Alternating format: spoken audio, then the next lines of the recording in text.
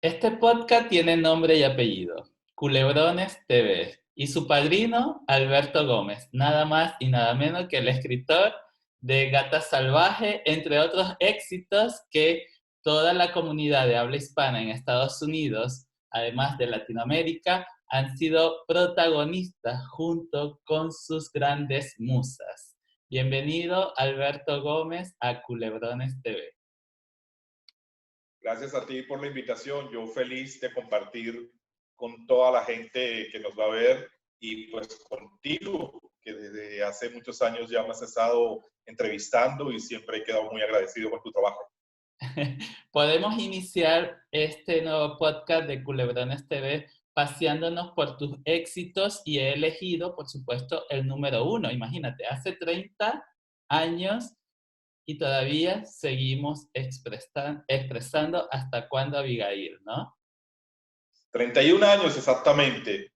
Hace 2 años me entrevistaron de la televisión italiana porque la estaban repitiendo allá y me causó mucho impacto. Primero no sabía que la estaban repitiendo y segundo me causó mucho impacto que quisieran entrevistarme a 31 años de Hecha Abigail. Y yo dije, wow, la telenovelita se las trae, ¿no? O sea, ha pasado 31 años y todavía genera interés y todavía genera audiencia y la gente la sigue viendo.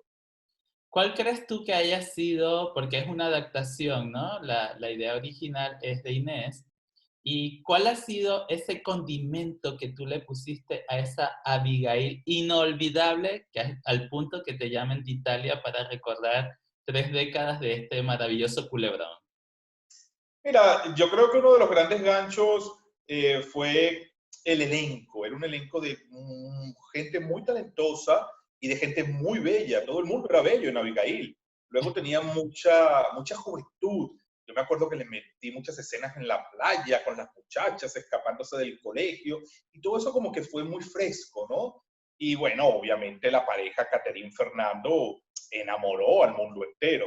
Ya luego, cuando pasan los años, y ya crecen ellos, ya son adultos, pues ya viene la historia de los hijos y eso también gustó mucho. Obviamente, pues el sufrimiento de ella por encontrar aquel hijo perdido, tardó 16 años en encontrarlo, o sea, que la pobre sufrió, pero desesperadamente. Sin duda en el género rosa el sufrimiento es la base, es el hilo conductor, ¿no? Totalmente, totalmente. Protagonista que no sufra, no le interesa a nadie. Uy, pero ¿cómo es posible esto? O sea, todavía vemos en los dramas actuales que incluso podemos conseguir a través de esta nueva alternativa que nos da Netflix, ¿no? Para ver, por ejemplo, la Casa de las Flores, que es, yo digo, aquí es que está como el resumen de todos esos culebrones que vimos durante los últimos 30 años. Entonces, el sufrimiento y además esa ironía o ese trasfondo también que esconden siempre los protagonistas que parece irreal, pero si lo llevas al plano de la vida cotidiana, te consigues estas grandes historias aún. Yo no creo que sea real, yo creo que la realidad supera a la ficción. Fíjate tú lo mismo lo acabas de decir, la Casa de las Flores. La Casa de las Flores es un culebrón, lo que pasa es que está hecho muy moderno, pero igual Verónica Castro en su personaje, pues era la gran engañada, el marido le montaba cachos, tenía una segunda casa el marido con otros hijos, o sea, seguía siendo la mujer eh, que sufría y que ella trataba de sacar adelante a esta familia, a estos hijos, a esta familia disfuncional que ella tenía. Esa, claro, la ambientaron en un cabaret y todos estos transformistas que creaban el mundo de la noche y toda esta cosa, pero igual era una mujer que luchaba por salir adelante y que sufría. Claro, pero por ejemplo en Abigail, que es el tema que nos trae, y además es, yo siempre he dicho, ¿no? Que cuando a mí me mencionan las telenovelas venezolanas y que han tenido mucho impacto fuera, en mi referencia, ¿no? Es esta telenovela, Abigail, porque además representaba la rebeldía, representaba además la belleza y el sufrimiento, a ver, o sea, a un nivel que te pasaste ahí escribiendo, Alberto. Lo que pasa es que era como un transitar por la vida de ella. Empezaba como la colegiala rebelde, saboteadora, porque ella era la que saboteaba el colegio y la que hacía las maldades a las monjas en el internado y a la pobre maestra María Clara. Vamos a sabotearle la clase. O sea, entonces era todo ese transitar de ella como adolescente, su matrimonio, que fue un fracaso porque ella se llega a separar del profesor porque se aburre de estar casada con él y él no la quiere llevar a las discotecas y toda esta cosa, y ya luego pues ya da paso a su vida como adulto. Entonces fue como un transitar a lo largo de toda la vida de Abigail. ¿Esta novela fue fácil para ti reescribirla, o sea, montar todos esos dramas allí en esta historia? Mira, yo era tan jovencito, Luis, pero tan jovencito, yo no era consciente en realidad. Fue mi primera telenovela. A mí un buen día me dijeron, toma, vas a adaptarla. Y yo era muy jovencito. Yo simplemente, pues, bueno, me senté frente a mi máquina, porque en esa época se escribía en máquinas, no existían las computadoras o no se usaban. Y yo simplemente me senté a hacer los capítulos. O sea, yo como que no era muy consciente de toda aquella cosa, de, de, de, de, de aquel éxito tan grande. Yo sí me acuerdo que me llamaba Arquímedes Rivero a su oficina y me leía los ratings y me decía, hijo, estamos arrasando, tenemos más rating que la novela de las 9. Y bueno, sí, para mí, pues claro, yo me sentí orgulloso, pero como que no era consciente de esa cosa. O sea, yo era muy jovencito. Uno como periodista, en mi caso, ¿no? Me daba la impresión de que yo decía, es que esto es que Alberto tiene una amiga Abigail. Lo que pasa es que también, ¿sabes lo que pasaba? Que el equipo de escritores que me acompañaban también eran muy jóvenes, eran tan jóvenes como yo. Entonces, pues le metimos toda esa cosa y pues, no sé, también te enriqueces mucho de lo que ves. Obviamente contábamos con un libreto original maravilloso, ojo, porque la novela de Inés Rodena es una maravilla. Y entonces, basado en ese libreto original, más todas las cosas que le metíamos, más ese elenco, más todo aquel drama, maldades, porque yo le agregué muchas maldades a los personajes villanos, pues todo eso como que sí, conjugó a favor de ese éxito. Estaba cómoda Catherine Fulop con su historia, la protagonista. Mira, ella nunca se quejó, nunca, jamás. Ella siempre fue muy responsable, siempre ella llegaba, grababa, se sabía sus escenas, se sabía todo lo que pasaba, de dónde venía el personaje, hacia dónde iba, por qué entraba, por qué salía. Ella fue muy colaboradora siempre, me imagino que sí, pero yo creo que le pasó un poco lo mismo que me pasó a mí. Era muy joven, como que no estábamos conscientes de que estaba... Tú sabes lo que me dijo el director Tito Rojas, hace poco me lo dijo. Tito me dijo, Alberto, nosotros estábamos haciendo historia y no lo sabíamos. Y es verdad, porque en esa época no pensábamos o no nos imaginábamos que 31 años después Abigail iba a seguir dando lata, iba a seguir por el mundo. ¿Qué está pasando hoy en día? Que los nuevos ejecutivos son muy jóvenes.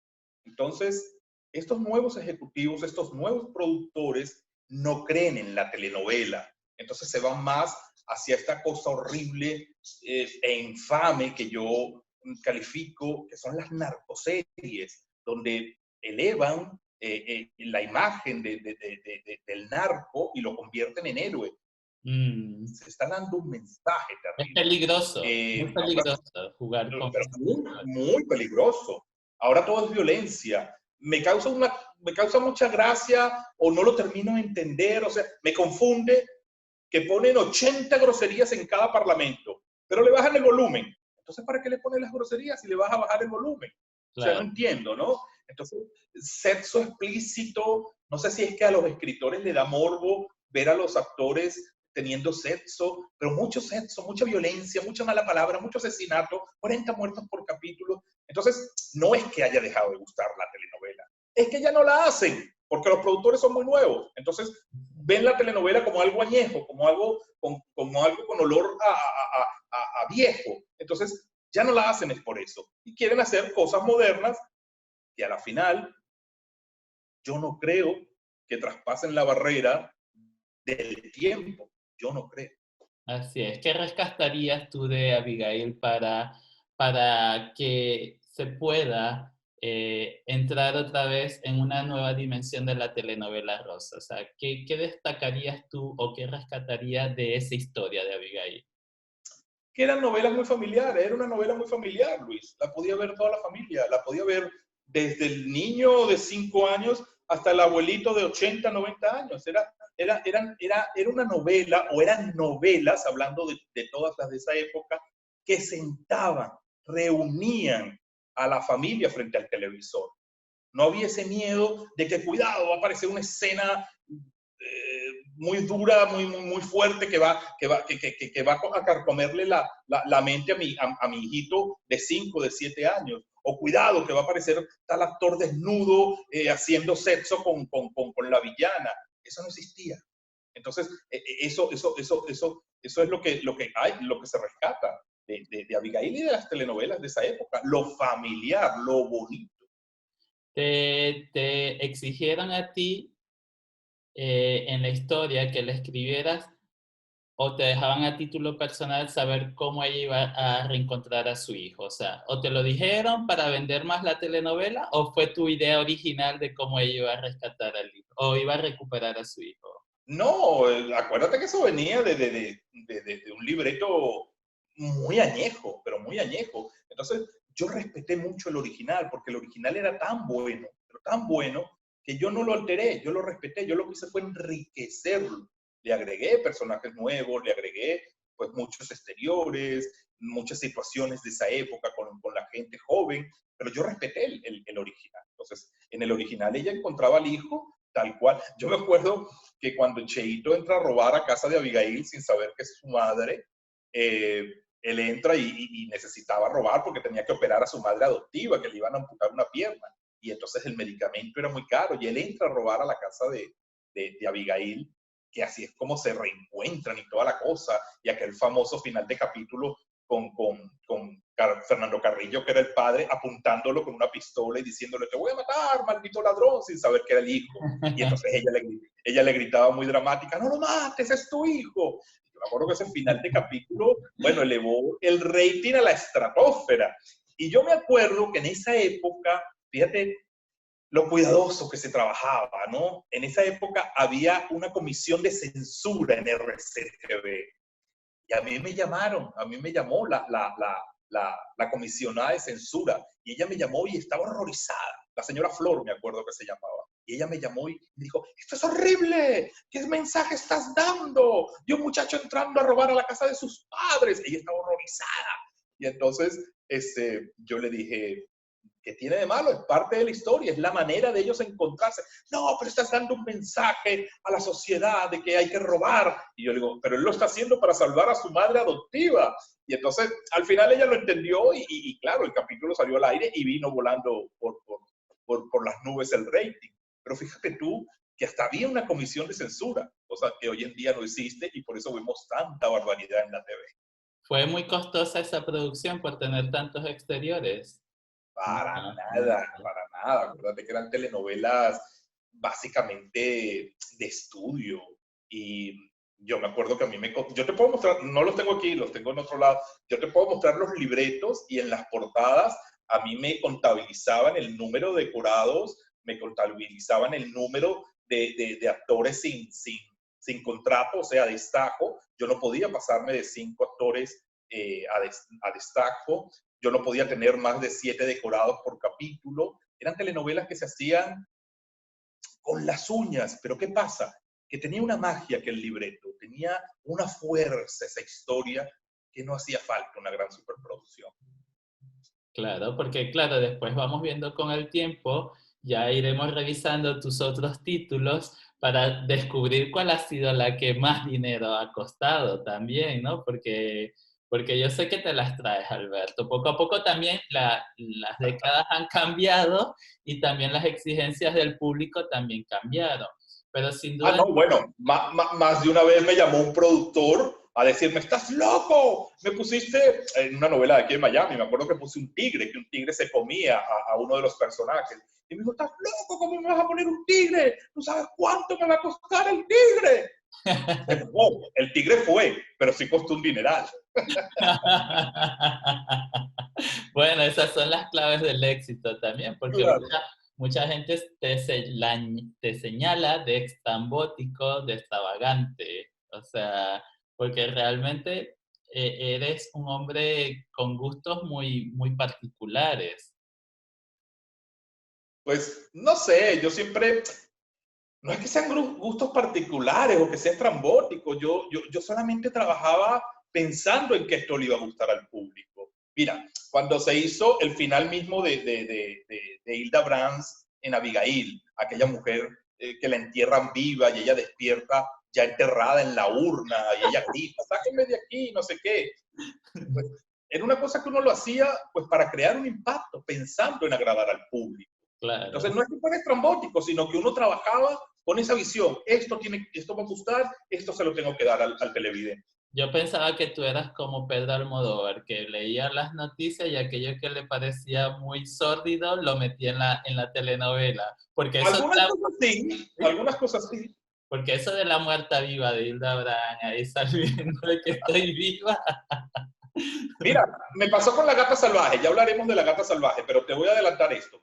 Cuando yo iba a hacer el final de La Gata Salvaje, pues el personaje de Carolina Tejera, Eva Granados, había sido la gran villanaza de la historia. Esa mujer le había hecho daño a todo el elenco. Entonces yo dije, le tengo que dar un final espectacular. Una noche, tirado yo en mi cama, cambiando canales, me pongo a ver aquí uno de los noticieros, me quedé viendo las noticias.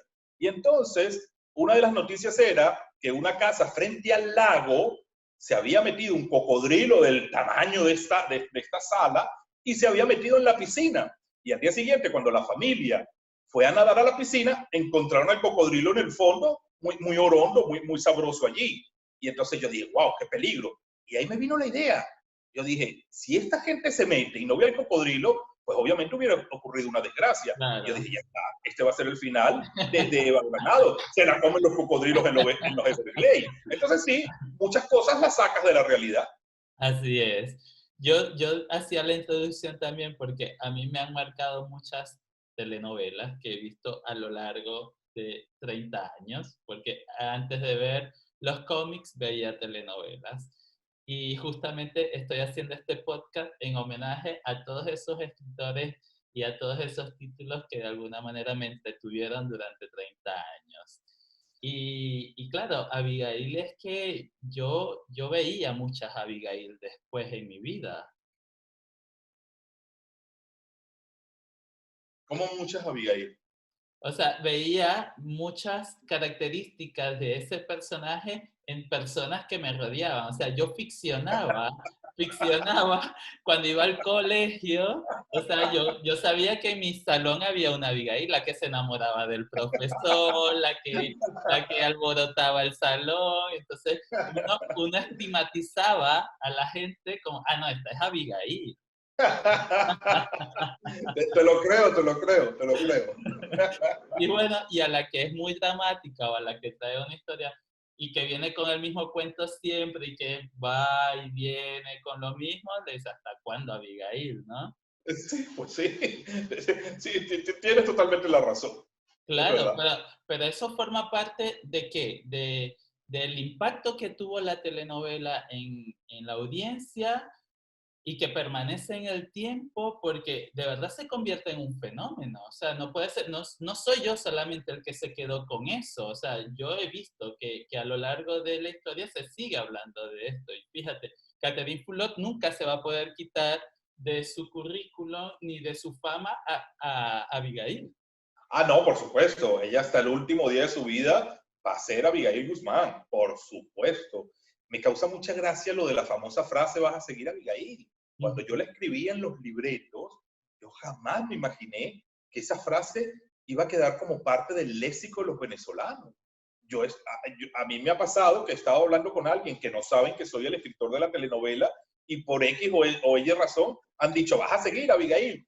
Eso, Es ¿eh? una cosa que te sacude y tú dices, wow. Y no es que la están diciendo porque saben que soy yo, quien la inventó, quien la escribí. No, simplemente que es parte del argot venezolano.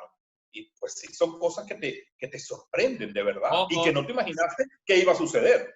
ha trascendido, porque yo he escuchado aquí en España, donde estoy radicado ahora, vas a seguir a Abigail, gente que no es venezolana, ojo. Sí, sí, sí, sí, sí, sí. Totalmente, Increíble. totalmente, totalmente. ¿Has tenido oportunidad de seguir en contacto con Catherine Fulop? Las veces que has podido hablar con ella, ¿cómo le viene este tema de que ella hasta el último día de su vida va a ser Abigail Guzmán? La vi hace muchos años ya en Argentina. Yo estaba en Buenos Aires, estaban grabando allí una historia mía, Esposas Desesperadas, de Univisión, Ah, y se sí. grabó allí.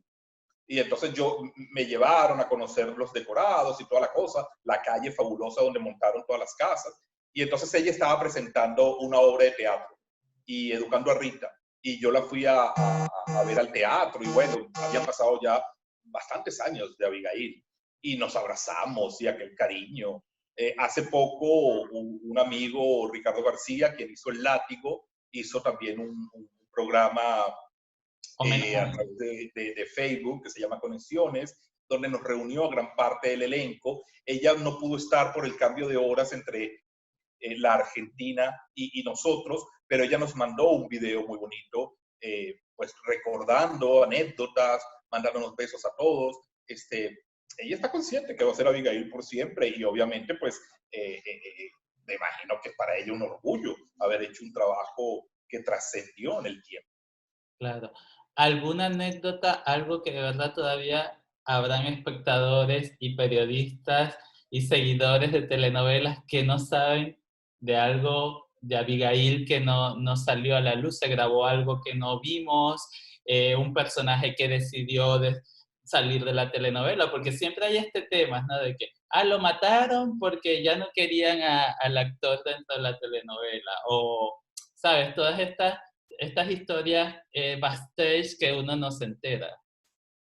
No, en el caso de Abigail no. Ese era un elenco de gente muy profesional. Entonces, nunca hubo problemas de que hay que matar a este actor por indisciplinado, porque llega tarde, porque no se sabe la letra. No, no, eso no pasó.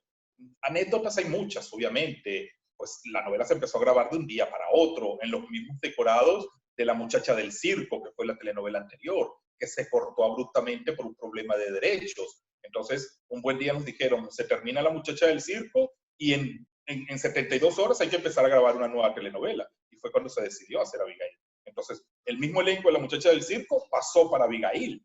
El mismo decorado, la misma casa donde vivía la muchacha del circo fue la casa de Abigail. El set del colegio se montó en el estudio de al lado donde íbamos a grabar Abigail. Entonces, ese set se montó en horas, en 12 horas se montó ese set. Madre Ahí mía. se empezó a grabar todo lo que era la parte interna del colegio, las escaleras, el salón de clases, no sé qué. O sea, y nosotros salimos al aire con 2, 3 capítulos cerrados. O sea, no hubo Qué tiempo de estrés, nada, qué de estrés. nada. Ahí se grababa hasta las 5 de la madrugada y a las 5 de la madrugada los actores se iban a su casa y a la 1 de la tarde regresaban para grabar otra vez hasta las 5 de la mañana. Wow.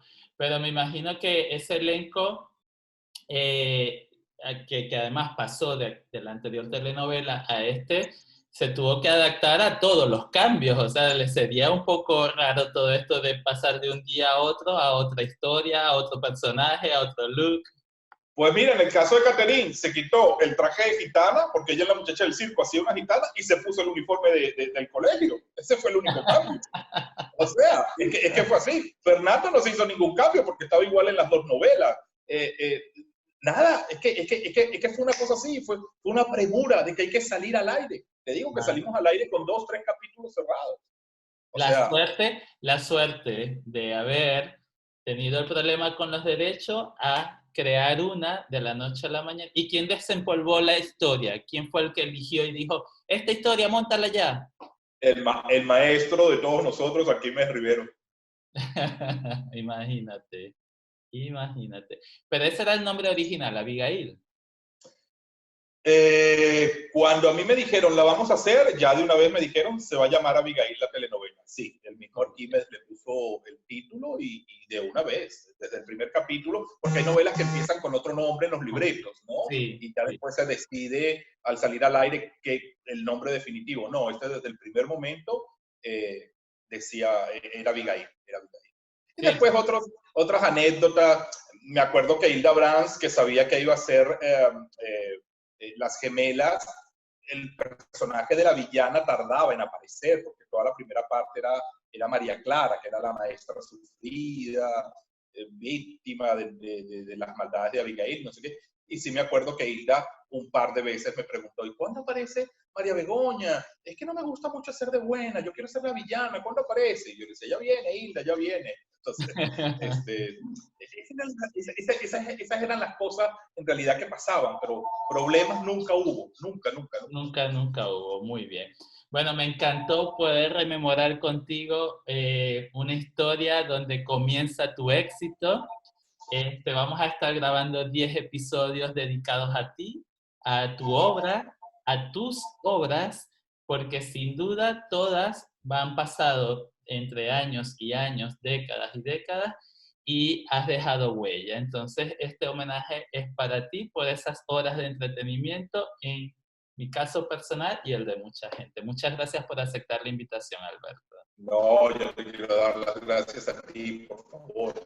De verdad, siempre me has apoyado mucho y sobre todo las gracias al público que ha sido tan fiel a mis dramones, a mis culebrones, porque yo sí los llamo culebrones.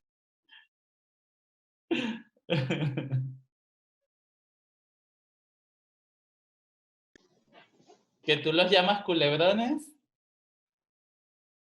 No, entró una llamada y la corté. No pasa nada. Que tú decías que siempre tú has llamado a tus obras Que yo culebrones. los he llamado, yo a mis telenovelas siempre las he llamado culebrones porque son culebrones, pero que yo las llamo culebrones con mucho orgullo, que yo no las llamo culebrones como otras personas que las llaman culebrones despectivamente. No, no, no, no, yo lo digo con mucho orgullo. Ya. Escribí un culebrón y me siento orgulloso de haber escrito culebrones. Bueno, yo tampoco siento vergüenza de ser un fanático de los culebrones de Alberto Gómez. Bueno, Alberto, nos seguimos viendo y hablaremos entonces. Esperen el próximo episodio que vamos a seguir hablando de estos éxitos culebrones de Alberto Gómez. Gracias.